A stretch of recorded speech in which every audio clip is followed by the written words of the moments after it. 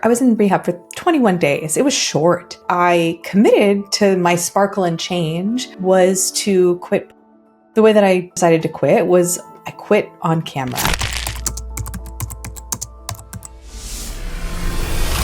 My name is Jennie Crooks. I was 18 years old when I got into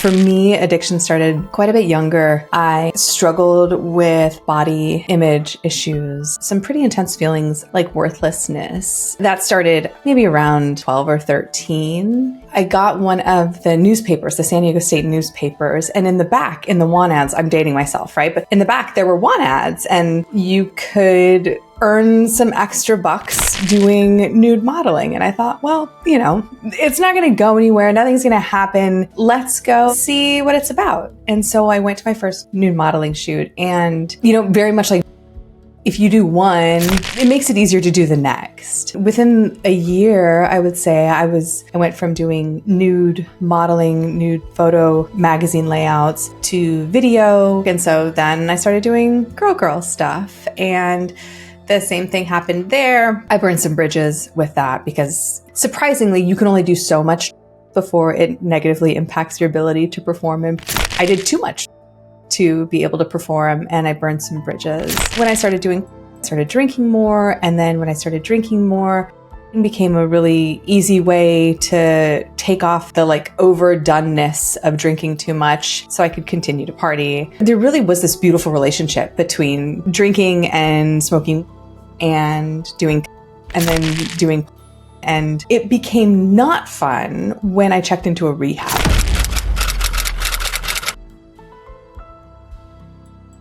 I got cast for this Dr. Drew reality show. It was a rehab with Dr. Drew. And at the time I thought it would be hilarious. And what happened was I ended up in a rehab. It genuinely didn't occur to me that I wouldn't be able to drink or use.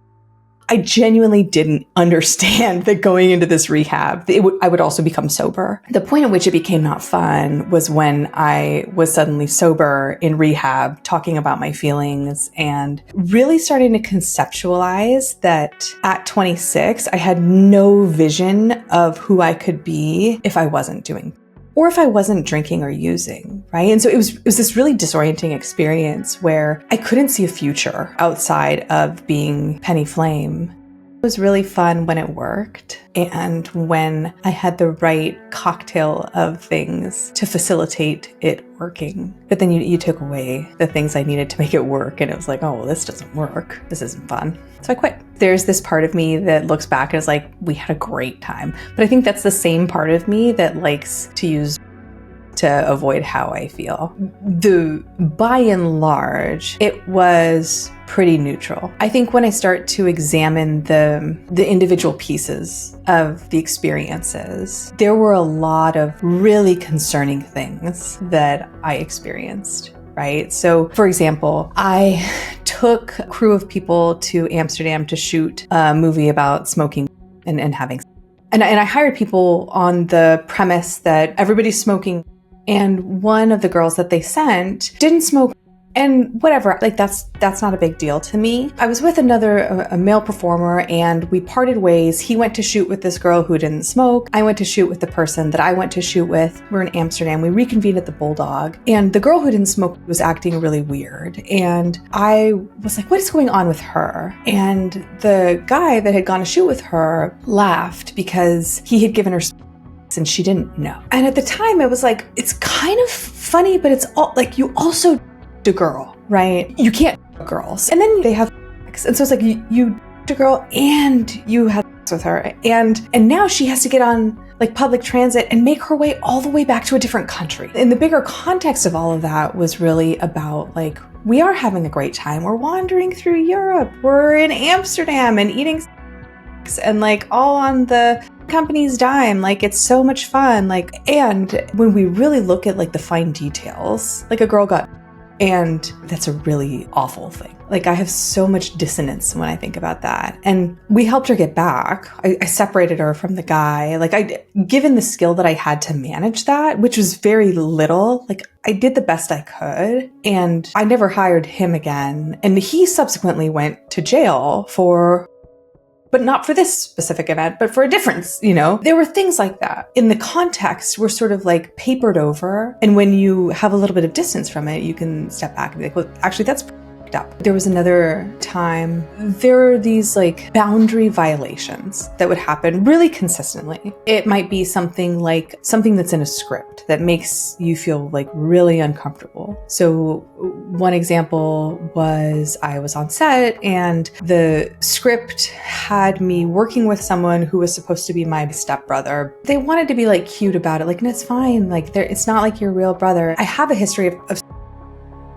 like trauma, not at the hands of my siblings or family, thank God, but like, nevertheless, like, there's this recognition of the trauma that comes with these narratives that get perpetuated, right? And I didn't want to participate in that. My paycheck was on the line. So it's so compelling to say like, oh, it's about my independence and I'm free to do what I want. And it's this expression of freedom and I get so much power and financial independence. But the truth is that my paycheck, my livelihood was dependent on me doing something that violated my ethical framework. And when I said as much, it's like, well, then you don't get paid, right? And I understand that there are plenty of jobs where you were asked to do things that push your own like ethical framework. Now, working in a job that is really anchored in having an ethical standard and an ethical framework, I can see how important it is to have the framework from which you operate your life be intact and be solid and strong, right? And to have that be something that is like regularly shaken and pushed and bent and knocked aside for $700 because otherwise you have no money. I don't see a lot of empowerment in that. Those are the kind of things that perpetuate systemic inequality and keep people who are economically oppressed. When I went on the Dr. Drew rehab show, I had a pretty rapid transformation. I was in rehab for 21 days. It was short. There was a lot of really important family of origin work that I did in that TV setting. It really unlocked a lot of my willingness to make some changes. And so toward the end of the show, it's reality TV, right? So they want to do something big. They want some sort of like sparkle and change. They want to know. I committed to my sparkle and change was to quit.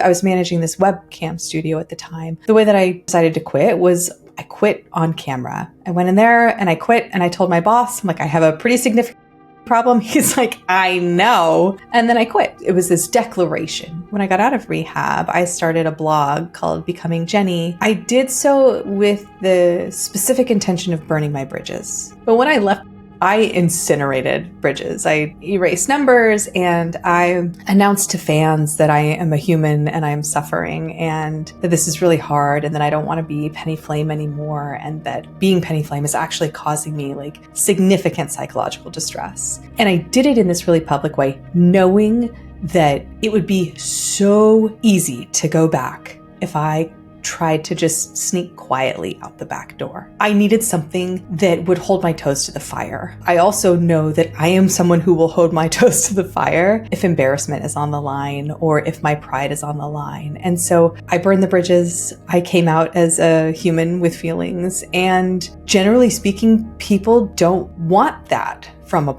star. They don't want someone who is three-dimensional. Even now on my Instagram, I have some fans from that time who are still fans, and I think they probably still watch some videos. I don't really know, but they're super respectful. They're like so proud of the changes. And when there is someone who shows up who is like really attached to the way that star Penny Flame should be, it's apparent in the way that they talk to me, right? And they can't tolerate me being somebody different. So I knew that in leaving, I had to burn those bridges. So I started the blog. And then VH1, who produced the whole rehab show, they offered to pay for 3 months of aftercare for me. And so I continued to see the therapist from the show and a psychiatrist as a mentor. And then at that 3-month marker, I was working as hostess at a Pan-Asian restaurant in Santa Monica. I didn't make any money. I cut all my ties with my finances and I gave up the 2 apartments that I was renting that I thought I needed. And I started working as a hostess at a restaurant. Therapy is great,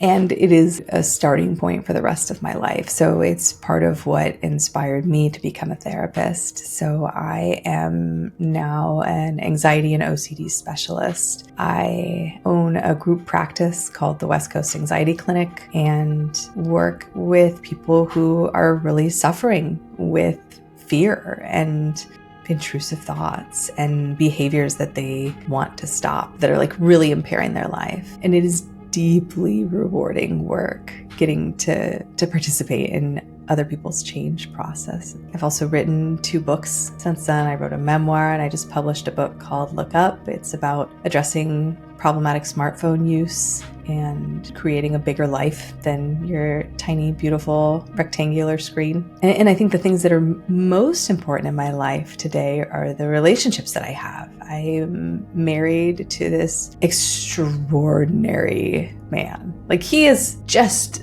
like magnificent. He is a magnificent creature. Man, I love him. And then we have these 2 little girls that are just such incredible people. Like, we're getting to know them, right? Like, I think about like how strange it is to have kids, right? Because like, I don't know, like you like have this person live inside you for a little while and then they exit and then you commit to loving them, even though you have no idea who they are or who they'll become. You're like, I love you so much. And then you take care of them for like 18 years. More. Let's be honest, right? And every day that I get to know these little kids better, they're so cool. Like these little strangers who are getting to know themselves and who are letting us get to know them. They are so amazing. And so I get to be their mom and I get to show them how to move through the world in a way that is courageous and like authentic.